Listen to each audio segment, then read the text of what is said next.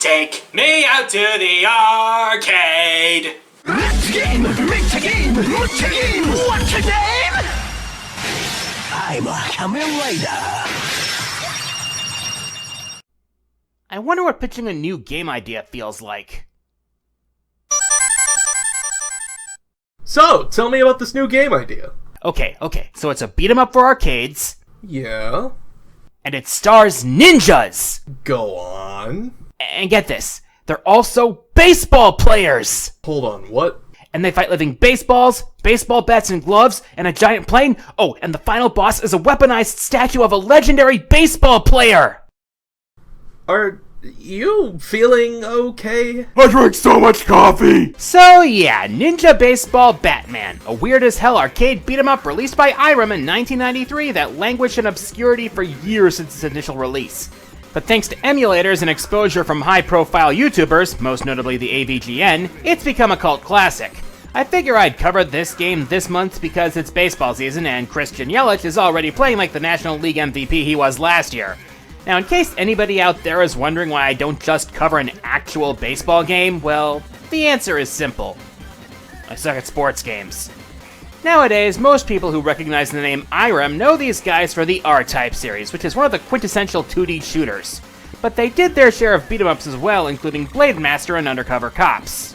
Now, the story about how this game came to be is actually rather mundane and silly at the same time, as the game itself is so bizarre that you'd think it would come straight out of Japan. But no, it was an American, Drew Maniscalco, that came up with this fever dream of a concept. Turns out he got inspiration from the top grossing films at the time, one of which was Teenage Mutant Ninja Turtles, and the other being one of the Batman films. Is it any wonder why one might think of Batman while looking at this title? Anyway, Drew decided to create a team of heroes using these movies as a basis, and decided to make them baseball-playing ninjas because ninjas are mysterious and cool, and he was also a fan of baseball. I am Ninja of Ninja. Clearly, this man was ahead of his time. That's also how he came up with the English name. The boys in Japan liked this concept, and it eventually became a full-fledged game with the Japanese title Yakkyu Kakuto League Man, or Baseball Fighting League Man, being a nod to Super Sentai. Now, despite being a generally well-received game by critics, the game sold terribly, especially in America. Out of over 1,000 units sold, the total number sold in America was 43, making the cabinet especially rare. What's more, Drew left Irem for Data East a year before the game released, which meant he couldn't help market the game. Which is a real shame because as an arcade beat-em-up, it's actually really fun, and it makes me even sadder that the game never got a home release of any kind. This means that the only way you can play this game is to be fortunate enough to track down one of the treasured cabinets, or by the use of emulators. The weird needs friends. So, let's dive right in and see what we're dealing with here. This is a beat-em-up for either 2 or 4 players depending on the cabinet. There are 4 playable characters, each with their own stats and special moves, though you wouldn't know what the special moves are without a guide. In keeping with the theme of baseball, the characters are named after famous baseball players of the time. So let's take a look at our starting lineup. Leading off, you have the balanced dude in red, Captain Jose, named after Jose Canseco. You have the speedster Twin Bats Rhino in green, named after Ryan Sandberg. You have Beanball Roger, the powerhouse pitcher, named after Roger Clemens. And batting cleanup is this game's Donatello in blue, Stick Straw, based on Daryl Strawberry. You pick your character, and then you have a brief primer on the game's minimalistic plot. Basically, a group of bad guys has stolen a cache of priceless artifacts from the Baseball Hall of Fame, and the commissioner wants our ninjas to get them back. We start our mission in Seattle, home of the Mariners, and our characters appear right in the open. You'd think for being ninjas, they'd rather, you know, sneak around and hide in the shadows like ninjas. Anyways, right off the bat, the game controls like you'd expect a beat-em-up to control. You've got the standard 8-way stick, a jump button, and an attack button. You can dash left or right with a double tap, and you have various combo attacks which you can combine with jumping and dashing, not to mention grapples. You also have those special moves I mentioned earlier, which help if you know what they are. There's also a home run swing which you trigger with both jump and attack, but it costs you a sixth of your health bar. And there's a screen-filling super attack which costs you a third of your health if it connects. Back to the level. We're at an airport that's being overrun with mutant baseballs, gloves, and a demonic catcher's mask. This is only the beginning of how weird this is. Of course, we also have the staples of many beat-em-ups, including things that break, things that refill your health, and things that you can pick up and use as projectiles and weapons, including things that blow up, which are things you don't want to be close to on impact. Yeah, in case you're keeping track, that's a lot of things. Meanwhile, the music, while as weird as the visuals, isn't exactly something you'll be focusing on with all the action going on. Though I will admit, the sound font does kind of sound similar to R-Type. Not surprising really, as it seems to be something a lot of companies did at the time. So, busting your way into the hangar, you deal with more dudes as a plane comes roaring by, which of course you need to avoid. Then you jump into the plane, and it's infested by walking baseball bats. Have you figured out this game is weird yet? And once you clear those guys out, a bunch of baseballs announce the boss with a fanfare of trumpets. And it's a living plane which you fight inside the earlier plane.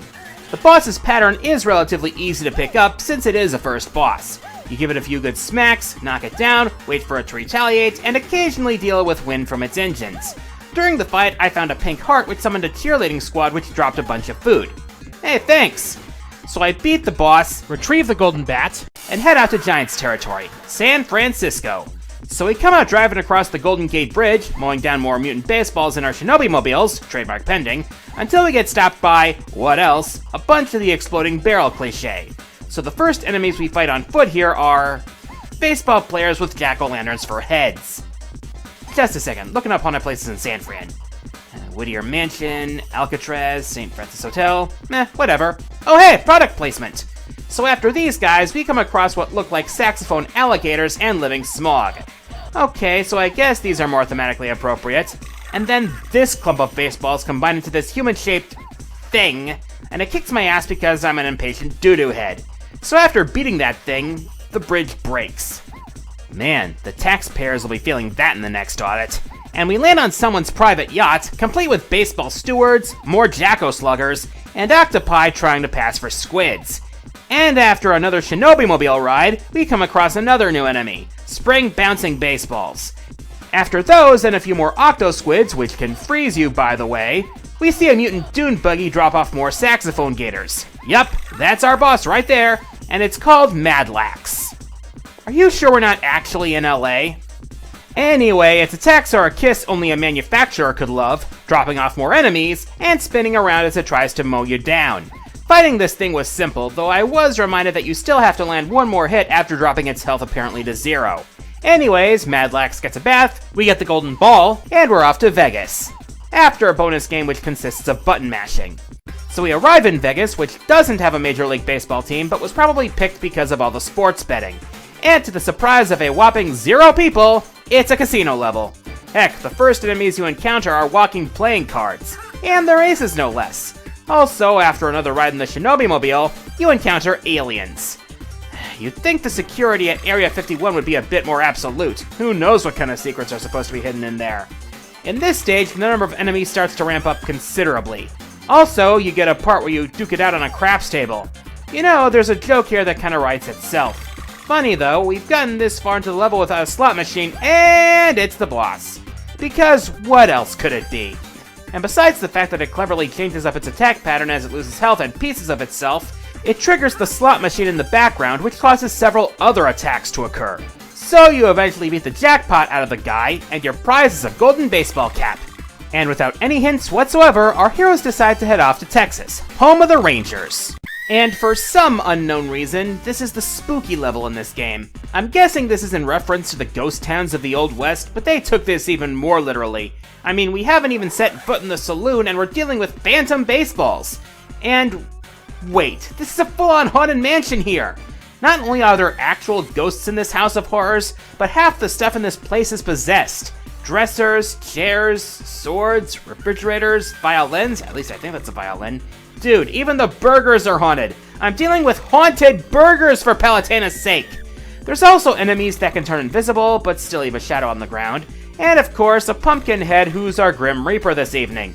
Then we run to the San Fran smog and this guy again. After which that orange ghost starts tossing me around the room. After dealing with a few phantom baseballs and zombie baseballs in a room with some dinner on the table, the ghost becomes the stage boss. And it's a mishmash of possessed objects called Ghost Buffalo that can throw its pieces around pretty effectively as well as warp around the room. But eventually, after a ton of persistence, our ninjas perform their first recorded exorcism and we win a golden glove. Then we get a lead that takes us to Florida, where the Marlins were established 2 years before the game came out. More specifically, it appears we're somewhere in the Everglades, or maybe the Okefenokee, and hey look, submarine balls, and more of those octo squids. And as we approach a lab of some kind, we encounter spider-like baseballs. I say spider-like since these things only have 4 legs, and baseballs with cuckoo clock helmets. After dealing with those, the music suddenly changes and we get transported into this enemy factory where past enemies are assembled from tanuki statues. It's video games, don't question it.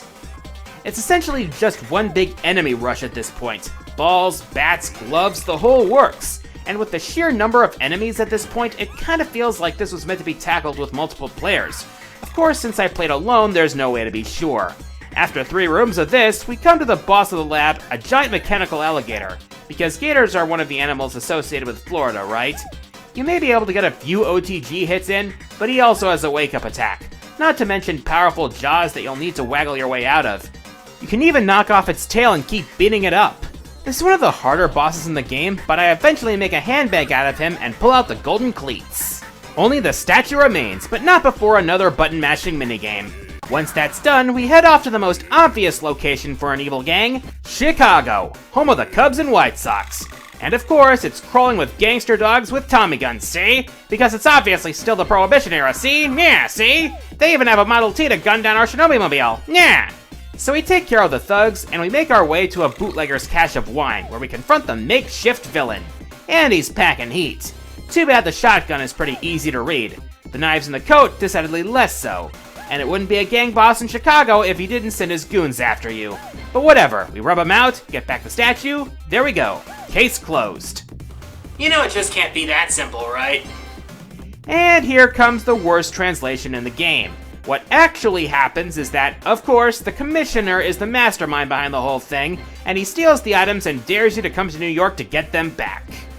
And what better place for a final battle than the home of the Yankees, the Mets, and the Ninja Turtles? And you can tell you're on the Brooklyn Bridge because you can see the Statue of Liberty and Lower Manhattan from it. And the first part of this stage is another big enemy rush consisting of many of the enemies you fought in previous stages, even the cards from Vegas.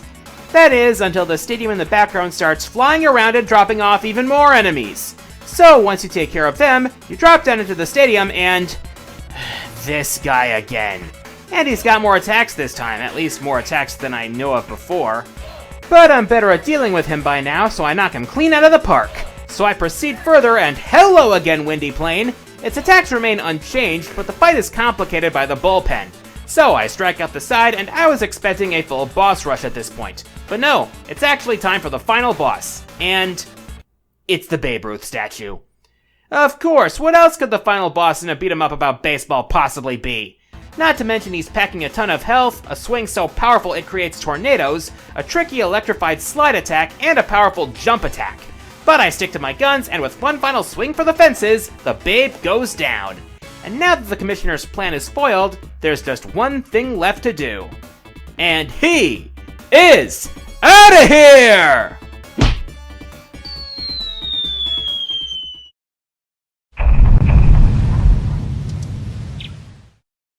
Just kidding, what actually happens is that the credits roll. All things considered, I really liked this game. I enjoyed the silliness, and I felt like I got more out of this game than I personally would have out of playing an actual baseball video game.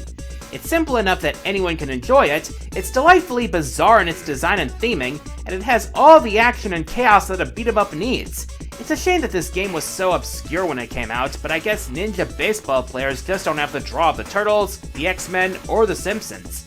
Nowadays, people have come to appreciate this hidden gem, so I guess the internet has done something right.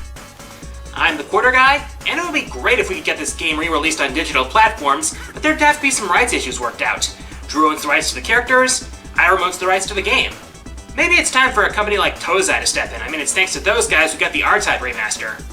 I'll say it again, the weird needs friends.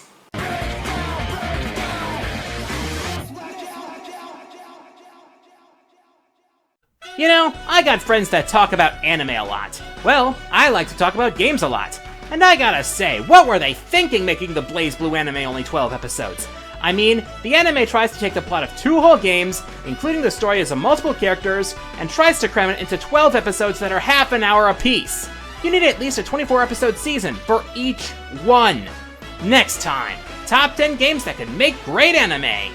It's game time!